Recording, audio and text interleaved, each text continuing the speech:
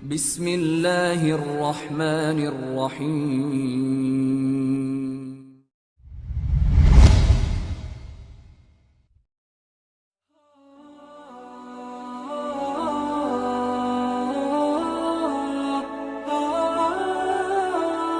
Dikatakan oleh Imam Qurtubi, rupa malaikat maut ketika mencabut nyawa orang mukmin dan orang kafir. Kata para ulama kita, rahimahullah, maksudnya adalah para ulama yang Imam Qurtubi belajar darinya. Adapun rupa malaikat maut alaihissalam dan betapa rasa takut serta ngeri yang dialami hati manusia saat melihatnya adalah hal yang tidak bisa diungkapkan dengan kata-kata karena sangat mengerikan dan juga kelihatannya bengis. Tidak ada yang tahu hakikat rupa malaikat maut di waktu itu kecuali orang yang mana malaikat maut sendiri sengaja menampakkan diri kepadanya. Kalaupun ada yang bercerita tentang dia, barangkali itu hanyalah perumpamaan-perumpamaan dan cerita-cerita belaka yang dibuat oleh orang. Ada riwayat, dan riwayat ini juga sebagaimana dinukil dalam buku yang ditahqiq dalam PDF yang saya terima. Ini juga menjelaskan kalau riwayat ini belum ditemukan tentang masalah kesahihannya, tapi ada athar nanti tentang Ibrahim alaihissalam yang masih ada sebagian ulama berpegang padanya. Riwayat itu adalah riwayat dari Ikrimah bahwasanya dia berkata, aku melihat pada satu suhuf syith, dan syith ditulis di situ di bawahnya atau dikasih keterangan adalah anaknya Nabi Adam alaihissalam, di mana dia yang membangun bersama ayahnya Adam Ka'bah.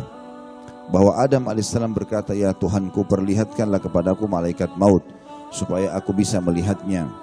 Maka Allah yang maha tinggi mewahyukan kepada Adam, sesungguhnya malaikat maut itu mempunyai sifat-sifat tertentu yang membuat kamu tak akan pernah mampu melihatnya. Tapi aku akan menurunkan dia kepadamu dalam wujud seperti yang biasa dilihat oleh para nabi dan orang-orang pilihan. Kemudian Allah menyuruh Jibril, Mikail dan malaikat maut untuk turun menemui Adam. Adapun malaikat maut sendiri datang menemui Adam dalam wujud seekor domba berwarna biru. Dia membentangkan 4.000 sayapnya dari sayap-sayap yang dimilikinya. Di antaranya ada sayap yang lebarnya mencapai langit dan bumi, ada yang mencapai seluruh bumi-bumi, ada yang mencapai timur yang terjauh, dan ada pula sayap yang mencapai barat yang terjauh. Ternyata bagi malaikat maut, bumi yang dengan segala isinya seperti gunung-gunung, lembah-lembah, hutan-hutan, jin, manusia dan binatang dengan segala jenisnya, laut dan udara dengan segala isi masing-masing, semuanya dilekukan leher malaikat maut. Hanyalah seperti sebutir biji sawi berada di tanah lapang. Dan ternyata dia juga mempunyai beberapa mata yang hanya dia buka di tempat-tempat tertentu saja. Dan beberapa sayap yang hanya dia bentangkan di tempat-tempat tertentu saja. Ada sayap-sayap yang dia bentangkan seperti kabar gembira bagi orang-orang pilihan. Dan ada pula sayap-sayap yang dia bentangkan terhadap orang-orang kafir, di mana terdapat batang-batang besi penusuk, batang-batang besi pengait dan gunting-gunting. Melihat semua itu Nabi Adam alaihissalam sangat terkejut lalu pingsan, dan baru sadar kembali pada jam yang sama di hari ke-7 sejak peristiwa itu. Dan ketika sadar, terasa seolah-olah dia baru bangkit dari ranting-ranting za'faran yang penuh dengan duri. Khabar ini disampaikan oleh Ibnu Zahar Al-Wa'iz yang lebih dikenal dengan Abu Hashim Muhammad bin Muhammad dalam kitab An-Nasahi. Dan ini riwayat yang dikatakan tadi butuh penelusuran, dan insya Allah akan saya pastikan dengan izin Allah tentunya pada pertemuan akan datang, dan saya akan berikan jawaban ke Bapak Ibu karena ini baru saya temukan PDF tahqiqnya hari ini. Tapi khusus ini adalah riwayat juga oleh penulis, sebenarnya dijelaskan kalau perlu penelusuran lebih jauh. Tapi ada riwayat dari Ibnu Abbas radhiyallahu anhuma yang cukup banyak dinukil oleh ulama bahwa Ibrahim alaihissalam Khalilur Rahman pernah meminta malaikat maut memperlihatkan kepadanya bagaimana rupa wajahnya ketika mencabut nyawa orang mukmin. Maka malaikat maut berkata, palingkanlah wajahmu dariku. Ibrahim pun memalingkan wajahnya, dan sesudah itu dia melihat malaikat maut dalam wujud seorang pemuda yang amat tampan, berpakaian indah, beraroma harum, dengan penampilan yang sangat menarik. Maka Ibrahim pun berkata kepadanya, demi Allah, andaikan orang mukmin tidak mendapatkan kegembiraan apapun selain melihat wajahmu, niscaya cukuplah. Kemudian Ibrahim berkata, sekarang perlihatkanlah kepadaku bagaimana rupamu ketika mencabut nyawa orang kafir. Maka kata malaikat maut, kamu tidak akan kuat. Tapi perlihatkanlah desak Ibrahim. Maka malaikat maut pun berkata, palingkan wajahmu dariku. Ibrahim pun memalingkan wajahnya, kemudian kembali melihat malaikat maut atau ke arah malaikat maut, dan ternyata dia berupa seorang manusia yang berkulit hitam, kedua kakinya di bumi dan kepalanya di langit. Rupanya buruk sekali, seburuk-buruk rupa yang pernah kamu lihat.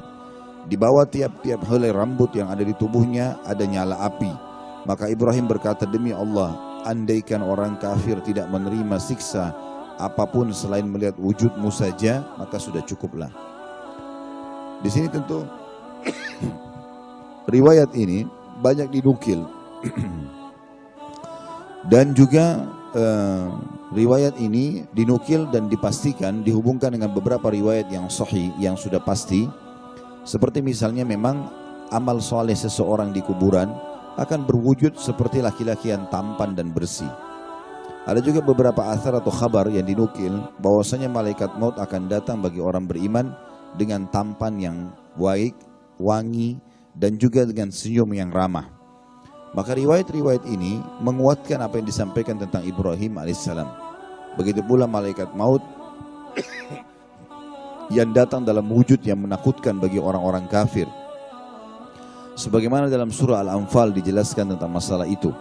Ayat 50, kalau seandainya kalian melihat bagaimana malaikat maut mencabut wajah atau ruh orang-orang kafir sambil memukul wajah dan bokong mereka.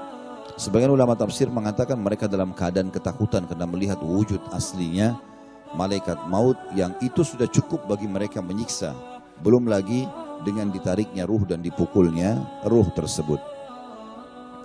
Kata Imam Qurtubi, pengertian tentang para malaikat ini akan disampaikan secara marfu dari Nabi SAW dalam hadits Al-Bara yang akan disampaikan pada bab yang nanti. Ibnu Abbas radhiyallahu anhu mengatakan bahwa Nabi Ibrahim alaihissalam adalah seorang yang sangat pencemburu dalam riwayat yang lain. Dia punya rumah khusus untuk beribadah, dan dia kalau keluar langsung mengunci pintu tersebut. Tidak boleh ada siapapun yang datang ke sana.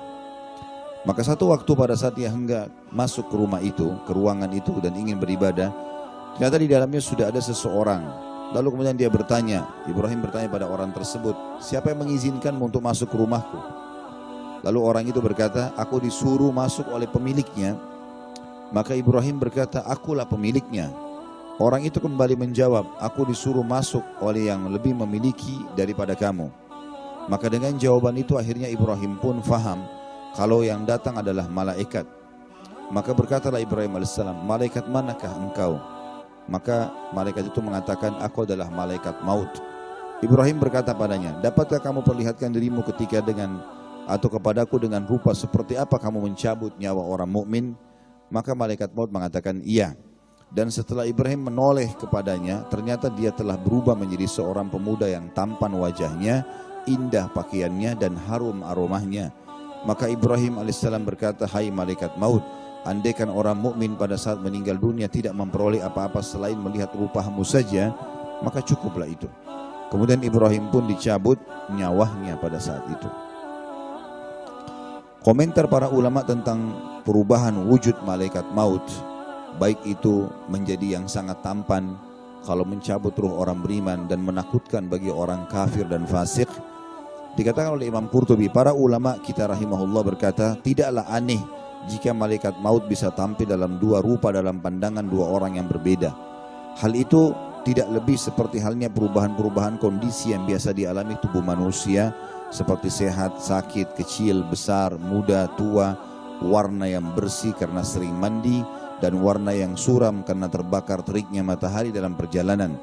Bedanya bahwa perubahan-perubahan yang dialami para malaikat maut alaihissalam bisa terjadi dalam sehari dan satu saat.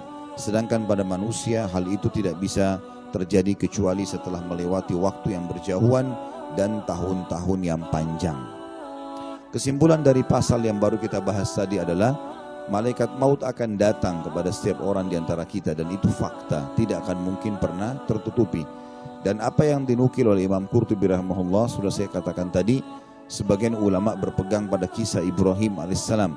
Dan memang betul-betul dia akan datang dalam tampan yang baik, Ya, dan juga menggembirakan bagi orang beriman dan menakutkan bagi orang-orang kafir dan fasik.